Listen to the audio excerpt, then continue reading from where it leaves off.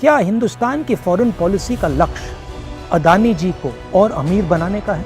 पिछले 9 सालों से मोदी जी ने भारत को भ्रम में रखा है और अदानी जी को अपने साथ विश्व भ्रमण में। मेरे प्यारे देशवासियों, मैंने संसद में सरकार से कुछ आसान से सवाल पूछे थे। सबूत के साथ मैंने हमारे देश की फॉरेन पॉलिसी या कह लीजिए अदानी जी की बिजनेस एक्सपेंशन पॉलिसी पर कुछ सवाल पूछे। सरकार ने एक भी जवाब नहीं दिया। चलिए मैं सारे सवाल फिर से दोहरा देता हूँ। उम्मीद है कि इस बार सभी देशवासियों को जवाब मिल जाएगा। कितनी विदेश यात्राओं में अदानी जी पीएम के साथ गए? कितने देशों में पीएम के ऑफिशियल टूर के बाद अदानी जी वहां गए? और कितने देशों में पीएम जाने के बाद वहां अदानी जी ने बिजनेस डील साइन की? अगस्त 2013 में क्वींसलैंड ऑस्ट्रेलिया के डिप्टी प्रीमियर के नेतृत्व में एक डेलीगेशन ने गौतम अडानी के मौजूदगी में नरेंद्र मोदी से मुलाकात की। मई 2014 में अडानी को ऑस्ट्रेलिया में $15.5 बिलियन का कोल और रेल प्रोजेक्ट मिल गया। नवंबर 2014 में गौतम अडानी प्रधानमंत्री नरेंद्र मोदी के साथ G20 समिट के लिए ऑस्ट्रेलिया गए। इस ट्रिप में गौतम अडानी और SBI चेयरमैन अरुंधति भट्टाचार्य ने SBI की ओर से अडानी को कार्माइकल माइन अक्वायर करने के लिए $1 बिलियन के लोन के लिए एक MOU पर साइन किए। अब सवाल ये उठता है कि इन बैंकों में रखे हुए पैसे जो आपके पैसे हैं, उनको खतरे में कौन डाल रहा है? उन बैंकों पर कौन ये प्रेशर बना रहा है? जून 2015 में प्रधानमंत्री मोदी अपने पहले बांग्लादेश दौरे पर गए। विजिट का जबरदस्त फायदा अदानी ग्रुप को मिला। 2015 में अदानी पावर लिमिटेड ने 1600 मेगावाट थर्मल प्लांट डेवलप कराने के लिए बांग्लादेश के साथ एक MOU साइन किया। ये घोषणा की गई कि अदानी पावर बांग्लादेश को बिजली पहुंचाने के लिए थर्मल पावर प्लांट का निर्माण करेगी। एक्सपर्ट्स ने साफ साफ कहा कि लोकल रेट से 5 गुना महंगे रेट पर बिजली बेचकर अडानी बांग्लादेश को लूट रहे हैं। क्या हिंदुस्तान की फॉरेन पॉलिसी का लक्ष्य अदानी जी को और अमीर बनाने का है?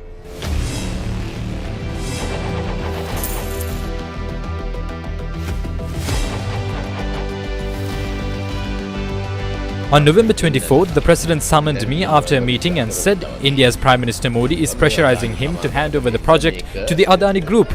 पब्लिक हियरिंग शुक्रवार को हुई। संसद में इलेक्ट्रिसिटी एक्ट 1989 में संशोधन पास करने के ठीक एक दिन बाद इस संशोधन के जरिए कॉम्पिटिटिव बिडिंग का नियम ही खत्म कर दिया गया। मुख्य विपक्ष का दावा है कि संशोधन सिर्फ इसीलिए किया गया ताकि अडानी की अवैध डील वैध घोषित हो जाए। और फिर वही हुआ जो हर बार होता है, श्रीलंका के इस ऑफिसर को इस्तीफा देना पड़ा। क्या ये बात सही है कि पीएमओ ने अदानी ग्रुप के फायदे के लिए पड़ोसी देशों को कॉन्ट्रैक्ट देने के लिए मजबूर किया?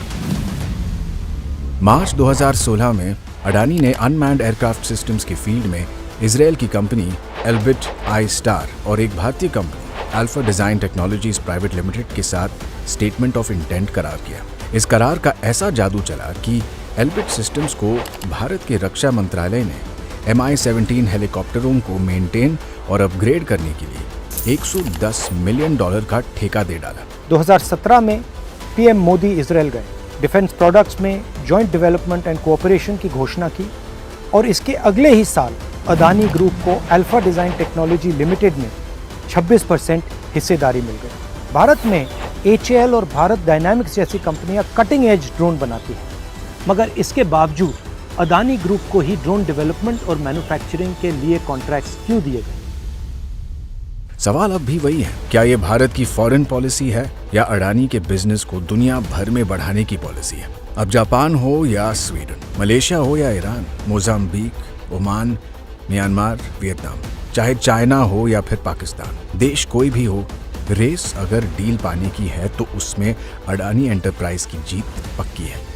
पिछले 9 सालों से मोदी जी ने भारत को भ्रम में रखा है और अदानी जी को अपने साथ विश्व भ्रमण में।